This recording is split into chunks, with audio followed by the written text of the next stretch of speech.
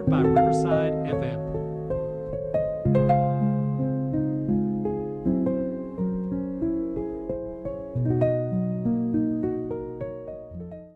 Bom dia, boa tarde, boa noite, meus poucos, mas bons habitantes de Coimbra neste mês. É verdade, a cidade está a ficar despida da estudantada. Bem-vindos ao episódio número 11 de Make Celas Great Again, este magazine caliente e gostoso. O meu nome é João Fernando e estou acompanhado por Luís Amado. Bom dia, boa tarde e boa noite, conforme a hora que nos ouçam. Bem-vindos ao Make Sellers Great Again. E hoje iniciamos aqui com o tema 1, com um desporto que tem tomado conta das lides desportivas da cidade, eu diria de há uns anos para cá, ali no pós-pandemia, e é realmente, eu diria que, o desporto da moda. E falo, como penso já todos deverão ter adivinhado, dessa febre que é o pádel. Não só é o desporto da moda, não é? E Coimbra, como cidade também ela da moda, não podia ficar atrás, e tinha que adotar, então este desporto, eh, que veio conquistar uma grande parte da população, não só em Coimbra, eu penso que a nível nacional, isto sucede, está em todas as notícias, em todos os escaparates, aparece nos telejornais e, portanto, tem tido bastante propaganda em todo o mundo. Epá, inclusive tivemos o Cristiano Ronaldo já a propagandear o pádel. Coimbra não fugiu desta moda.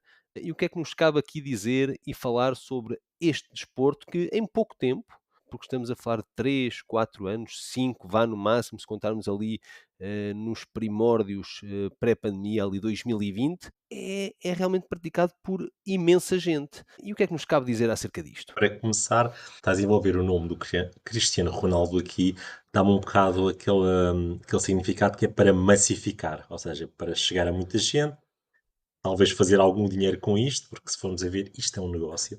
Não sei se tens noção, mas o aluguer do campo e as raquetes é algo que não é barato, digo eu. As raquetes são um escândalo. Sim, não é de todo barato, mas sim, é uma moda. Sabes que eu conheço cada vez mais pessoas que jogam pádel, não só aqui em Coimbra, mesmo fora de Coimbra, e o que é interessante aqui é que é um desporto que tem uma curva de aprendizagem bastante soft, ou seja, tu não precisas ter uma grande preparação física para jogar, é a ideia que me dá. Tu podes jogar, por exemplo, a pares, quer dizer, com a mistos, queria dizer a mistos, não a pares, o desporto é sempre a pares, ou seja, não há aqui uma componente física muito rigorosa, ou seja, alguém que não tenha assim muita aptidão facilmente consegue começar a praticar o desporto. Eu diria até que isto possivelmente já está à frente do ténis em termos de popularidade em alguns sítios. Sei que na Argentina e em Espanha isto é uma loucura. Eu ouvi até pessoas a comentarem que estão a destruir campos de ténis para construir campos de pádel. Não sei se aqui em Coimbra já estamos a chegar a essa dimensão. O desporto realmente começa na Argentina, e é por isso também que se propagou de forma muito rápida e bastante popular nos países hispânicos, e por isso é que em Espanha também é tão forte. E algures num documentário em que havia já quase um certo medo, um certo terror das pessoas do ténis que fosse tomar conta por completo do desporto de raquetes com bola e assim destornar o ténis e estão com medo, portanto, as altas elites do ténis, que venha a haver essa substituição nas camadas mais jovens e, portanto, os miúdos que são as próximas gerações que vão jogar, são com que venha tomar mesmo, digamos, o estatuto que o ténis apresenta atualmente como o desporto de raquetes que mais dinheiro gera e que mais público tem. Portanto, isso é um medo real das pessoas. Aqui em Coimbra ainda não está a acontecer, creio eu. Quantos campos de pádel há em Coimbra? Nada mais, nada menos do que 40 campos. 40 campos, como tu disseste, e bem, de pares, e mais um individual, um único, que existe no Arena, ali na Pedrulha, e portanto 40 campos divididos por 10 clubes, portanto há 10 clubes já atualmente em Coimbra. Epá, eu acho que não há mais nenhuma modalidade que ofereça tanta infraestrutura e por arrasto, creio eu, tanto praticante. Portanto, é absolutamente incrível o que este desporto tem feito, como tem galopado aqui a popularidade ao longo destes anos. Agora, também, verdade seja dita, epá, este desporto é assim um bocado o novo Tinder. Quer dizer, é a fama que tem ganho nos últimos anos. Epá, muita gente ali vai com outros intuitos que não seja só fazer o desporto, não é? Tem muita componente social. Pá, na verdade, é assim um bocado é o golfe dos pobres, atualmente. É onde se vai para ver e ser visto. Mas, não vês ninguém a jogar pádel com a roupa de domingo, não é? Como um gajo quando vai jogar a bola e não sei o quê, leva a pior t-shirt, leva os piores calções, leva qualquer coisa serve. Pá, no pádel isso não acontece. Pode é o novo ir à missa ao domingo. Tens de ir É, vestido a rigor para ser é, visto. é completamente. E depois, na verdade, epá, estamos a falar daqui há 40 campos de pádel, eu acho que não há sequer 40 bares na cidade, a não ser que contes com os bares que já vêm com os campos, porque também não há um sem outro. Portanto, não há nenhum campo de pádel, lá está aqui mais uma vez a componente social, não há nenhum campo de pádel que não tenha por arrasto uma bica de cerveja pronta a servir e aliás onde ficam muitas vezes os jogadores mais tempo do que propriamente a jogar. Sim, e chegam a gastar mais dinheiro no bar do que no próprio campo, o que não deixa de ser irónico.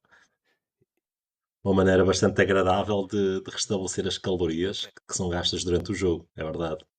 E o campo não é propriamente barato. Depois, há aqui outros dois fatores que se levantam, que é o pavilhão ou então o campo aberto. Eu aqui já não fui atrás destes números, portanto não sei dizer exatamente quantos destes 40 campos são a céu aberto e quantos é que são em pavilhão, portanto fechados. E o que eu reparo é que realmente isso acontece no inverno por razões óbvias. As pessoas preferem jogar em campos fechados e quando começam a despontar os primeiros raios de sol, realmente nota-se os armazéns mais vazios e os campos ao ar livre mais cheios. Se bem que também não é assim tão confortável jogar com aquele sol a pique a bater diretamente na cabeça. Eu tenho a ideia que há mais campos, fechados do que ao ar livre, sinceramente. Apesar do ar livre poder parecer que é mais agradável, se calhar em algumas alturas até pode ser, mas, por exemplo, se tiver muito sol ou se tiver muito vento, pode não ser assim tão agradável. Se estiveres fora desta altura do verão, é sempre um risco marcares, por exemplo, campo no exterior e depois chegas lá e está a chover ou está mau tempo, acaba por ser um pouco desagradável. Falando aqui do verão, eu gostava de saltar aqui para o segundo tema. Eu tomei conhecimento há pouco tempo de uma realidade que, se calhar, para a maioria aqui das pessoas de Coimbra é um dado adquirido, mas para mim foi com algum espanto que eu descobri que aqui o Rio Mondego, ali na zona central, ali junto ao Parque Verde, em tempos já esteve basicamente quase todo seco, quase todo drenado, ou seja, e em tempos chegou a haver ali tipo um ilhéu. Eu descobri isto no quadro típico, depois descobri eu que era o quadro típico aqui de Coimbra, que era a imagem do rio com uma ilha no meio e vias pronto, depois o resto de fundo. O que me veio logo à cabeça foi: se ilha é aqui, isto é o quê? É o Alcatraz aqui do sítio, podíamos meter a prisão aqui no meio, ou transformar isto em Manhattan, só malta super chique é que iria viver para ali, mas depois, após alguma pesquisa, percebi que com as obras da barragem, isto foi alterado, penso que foi nos anos 80, porque antigamente, pelo que eu percebi, no verão eram secas muito fortes e o rio ficava praticamente quase vazio e no inverno era inundações, água a transbordar por todo o lado, ou seja, mais uma vez Coimbra, aí do 8 ao 80, Exato. hum, sempre aí na moda. Mas diria que o que me chamou bastante a atenção foi este quadro, esta imagem, que eu fiz a associação com o quê? Com o quadro do Menino da Lágrima, esse quadro tão conhecido, pelos vistos toda a gente tinha. Epá, O que é que tu me queres dizer sobre isso? epá, esse quadro é mítico. Eu aposto que tu tinhas. Eu tinha esse quadro no quarto que eu partilhava com o meu irmão, tínhamos o quadro na parede.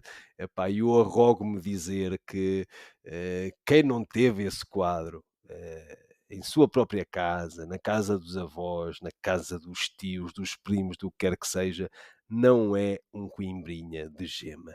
Epá, esse quadro persegue-nos, e como tu disseste, e bem, é o nosso Menino da Lágrima. Aliás, eu conhecia também quem tivesse o Menino da Lágrima, ou seja, pá, tinha os 2 quadros, isso é o jackpot, é o bingo, Ser é emancipados. isso é o bingo dos quadros, padrão, a ter numa casa portuguesa ou numa casa, neste caso, numa casa de Coimbra. E sim, nós também tínhamos esse quadro é bastante conhecido para as pessoas, da cidade. Fomos aqui investigar um bocado, acerca do mesmo, hum, e o quadro é ali do século XVI, a segunda metade do século XVI. Vem, ou seja, é a panorâmica da cidade, não é? Como tu explicaste bem. Depois com o rio como foco central, com esse ilhéu, porque o rio, portanto, certamente foi pintado ali no verão, o rio estaria meio seco. E então ele pertence a uma obra, eu, infelizmente, o latim não é aquilo que eu sei melhor. Eu vou aqui tentar pronunciar isto, eu penso que isto se lerá Cavitates Orbis Terrarum, Meu fica para, Deus. fica para alguém poder retificar este assassinato que eu acabei de cometer, hum, e pertence a Brown e Hogenberg. E então quem é que foram estes senhores? Isto foi feito por um vasto grupo de desenhadores e colaboradores. A equipa era liderada por este George Brown, que era um cônego da Catedral de Colónia, e depois quem desenhava, quem fazia as gravuras era Franz Hogenberg. Portanto, aceitamos como dado adquirido que foi Franz Hogenberg o encarregado de realizar a maior parte das pranchas, portanto, deste trabalho total. Isto era várias cidades pela Europa todas representadas. Portanto, a de Coimbra terá sido também feita pelo mesmo Hogenberg. E depois Brown, aliás, todos os quadros tinham um pequeno texto alusivo à cidade representada. E encontramos o texto de George Brown. E o texto dizia assim: Coimbra destaca-se de outras cidades por possuir uma belíssima igreja colegiada, uma catedral e, além disso, uma excelente e conceituada universidade, situada numa localização privilegiada e onde se ensinam as artes liberais. À custa do rei, muitos professores e homens versados nas Sagradas Escrituras, Direito e Medicina ensinam ali, recebendo por isso uma vida e um salário ricos e generosos. Portanto, tudo igual, 500 anos depois, mas agora temos o Opa, metro. Pronto, é, tens o é, metro e o estádio, de resto está é tudo isto, na tens o mesma. metro. O resto está tudo igual, tudo na mesma. Epá, e portanto, aplausos aqui para o Jorge Brown, que faz aqui uma leitura cirúrgica sobre a Que era um cidade. vidente. Era um vidente, sem ele saber, a mesma leitura que podia ter feito 500 anos passados. Eu não sei se isso é bom, se isso é mau. E pronto, epá, volto aqui a frisar. Quem não tem ou não teve este quadro, quem não tem conhecimento sequer deste quadro, não se pode considerar um conimbricense, um coimbrinha de gema. E tu estavas a falar, agora só aqui para finalizar aqui esta parte, este tema, estavas a falar realmente das cheias e das secas, e sim, realmente as secas deram-se ali até ao início dos anos 80. As cheias chegavam, aliás, temos relatos disso, fotográficos, cheias até ali à Praça 8 de Maio, e secas exatamente muito semelhantes àquelas que surgiam aí nessa gravura do século XVI. Eu faço agora aqui uma passagem abrupta para o nosso momento da semana. Momento da semana.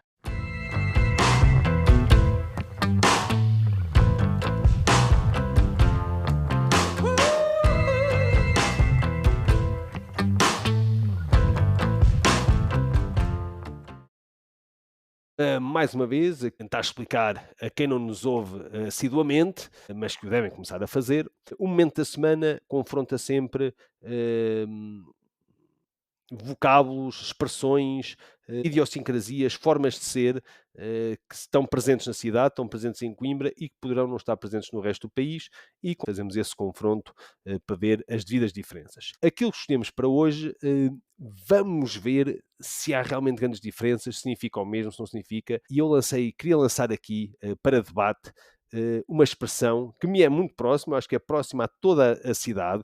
Eu usei isto várias vezes, assiduamente, esta expressão na minha infanto-juventude, e é a expressão pé de ladrão.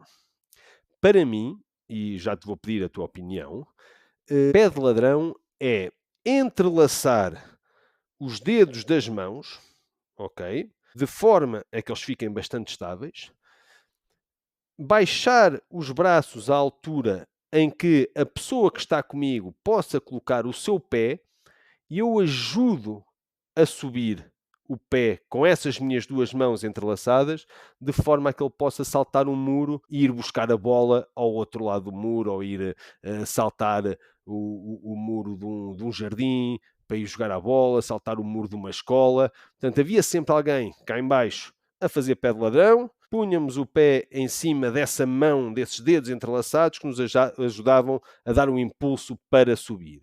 E isto é para mim o pé de ladrão. Eu não sei se para ti isto é o pé de ladrão. Não, para mim, eu fico já parvo com o facto de teres utilizado esta expressão assim tantas vezes. Ou tu estavas sempre a mandar a bola para o vizinho, ou então eras um gatuno durante toda a tua juventude. Ou seja, eu conheço a expressão, sim, mas eu não sei de onde é que conheço, possivelmente de televisão ou algo assim, mas é que eu penso na expressão e vem-me lá à cabeça, tipo, dois mitras a tentar roubar uma casa. Olha, faz aí o pé de ladrão, tipo, pá, isto até soa mal, tipo, é um bocado estranho, ou seja, eu consigo visualizar, não consigo imaginar dois ladrões, tipo, um a pedir ajuda ao outro, olha, faz aí o pé de ladrão, ou seja, um bocado irónico, mas, mas eu percebo. Deixa-me também dizer que quando era novo também jogava a bola bastante na rua e sim, era o prato do dia mandar um estouro e a bola ir para o outro lado, Para o para o vizinho, não é? vizinho. Epá, isso era, acho que quem nunca teve essa Eu, eu, experiência que manda a primeira pedra. eu acredito que, pronto, pé de ladrão pelo nome, uma pessoa associa sempre à bandidagem, aos gatunos e isso tudo. Mas na verdade, epá, eu não me recordo de usar outra expressão. Epá, e usávamos, mas mesmo muito assiduamente, era o pé de ladrão, portanto, é algo corriqueiro. E eu perguntava aqui se isto era só ali de Celas que usávamos esta expressão, ou se isto se expandia à cidade toda. Eu tenho quase a certeza que se expandiria à cidade toda, mas gostava de deixar àqueles que nos ouvem a sua opinião acerca disto, se conheciam, e se conheciam, se o usavam, e se conheciam, se era exatamente a mesma coisa, ou se outra aplicação completamente diferente. De onde eu venho, eu duvido que haja menos bandidos do que há aqui em Pois, Coimbra. exato, exatamente. E eu acho que lá, se calhar não se usava essa expressão, se calhar Ou até se se calhar, usava ou se outra. calhar, ou se calhar não fazem publicidade aos truques que usavam para assaltar as casas. Exato, quais é que eram as táticas, qual é que eram os nomes. Por exemplo, eu lembrei-me agora, um nome que eu associo mais, a gatunos é o pé de cabra, mas esse aí não Pois, necessariamente, mas também se aí, usa para outras coisas, é verdade, pois. mas eu associo sempre o pé de cabra a quem quer vai arrombar uma porta, à partida vai ser para o Mas gamanço. aí, pronto, aí é um instrumento, digamos. Epá, eu digo-te e digo-te já que com o passar dos anos acho esta expressão bastante feliz, porque é uma metáfora, não é? Porque não é um pé verdadeiramente, mas é um pé de ladrão, porque é uma ajuda a um impulso que é dado com o pé e uma ajuda ali como se fosse uma mola para permitir uma escalada mais fácil a sítios normalmente inalcançáveis pela altura normal de um miúdo de 10, 11 anos. E portanto acho uma expressão bastante feliz. Sim, sem dúvida. Eu aproveitava agora este momento para passarmos para o nosso último evento. Nós costumamos fechar sempre aqui o nosso episódio com uma recomendação e neste caso a recomendação cai sobre o Festival M. Então, Coimbra vai voltar a receber aqui o Festival M, penso que é 18 e 19 de julho, na praia fluvial de Torres do Mondego. Nós já mencionámos aqui João, praias João, fluviais. surgiu-me aqui uma dúvida. Será Festival M porquê? Saberás? Pá, Eu diria que tem a ver com Mondego, Era isso, mas pá, eu também ia por essa, eu ia pelo Mondego, eu diria que sim, que é o festival associado ao Rio Mondego. Mas podia ser festival de música, M de música, entre outras coisas. Estive então a ler aqui um pouco sobre isto, a perceber quem é que vai lá. E pelos vistos temos aqui um cartaz com bastante, com algumas bandas, não é bastantes, porque Uhum. também não há assim tantas bandas, são 2 dias, bandas de sítios diferentes. E a Um minha cartaz primeira, eclético.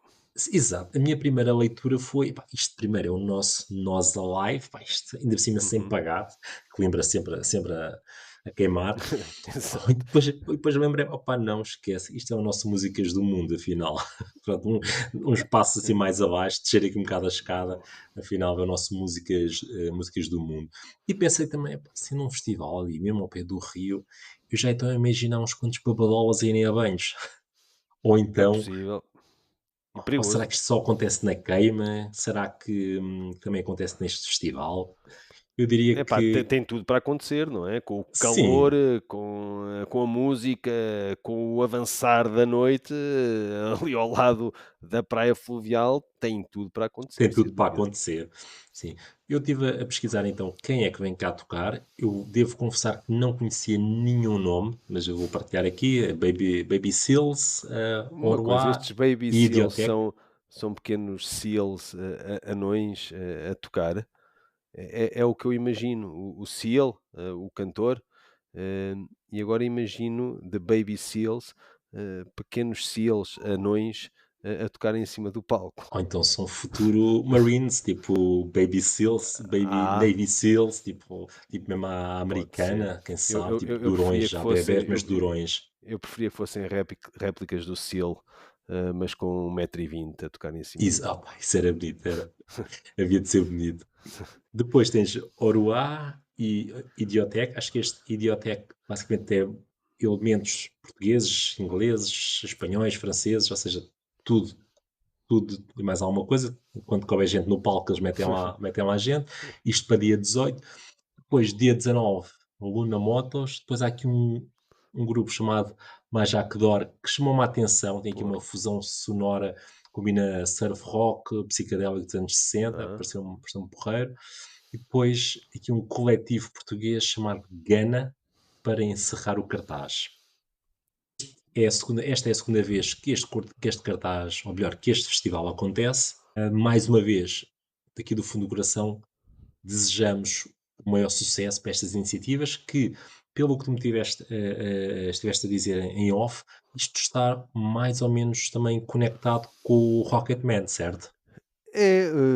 Aquilo que pude constatar, é que o próprio Rocketman, numas atividades paralelas que publicitou na sua página oficial, uma das quais que colocou, além das habituais, no Pingamor e por aí fora, foi exatamente este Festival M. Portanto, de alguma forma, não sei exatamente qual, está ligado, e é uma das atividades paralelas que eles aconselham oficialmente na sua página. Portanto, acho que sim, aliás, pelo que acabaste de dizer, pelo cartaz que está presente, ele também vai um bocado ao encontro dessa diversidade que o Luna Fest já teve o ano passado e que o Rocketman apresenta ainda mais vincada este ano, com esses afrobeats, com sons do mundo, com dias dedicados mais a música de sonoridades não só portuguesas, mas da lusofonia em geral.